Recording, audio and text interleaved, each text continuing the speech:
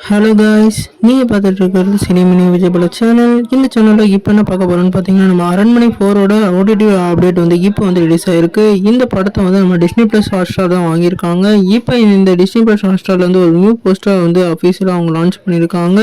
இந்த போஸ்டர்லேயே வந்து கம்மிங் சூன்னு வந்து அவங்க மென்ஷன் பண்ணியிருக்காங்க.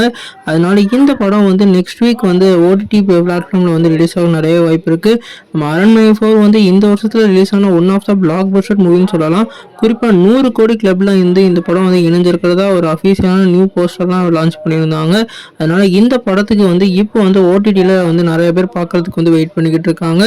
இந்த படத்தை வந்து டிஸ்னி பிளஸ் ஹாட்ஸ்டாரில் நெக்ஸ்ட் வீக் வந்து ஸ்ட்ரீம் பண்ணுறதுக்கு நிறைய வாய்ப்பு இருக்குது. இந்த படம் வந்து நம்ம சுந்தர் சி கெரியரில் ஒன் ஆஃப் த பெஸ்ட் மூவியாகவும் கம்பேக் மூவியாகவும் வந்து அமைஞ்சிருக்கு.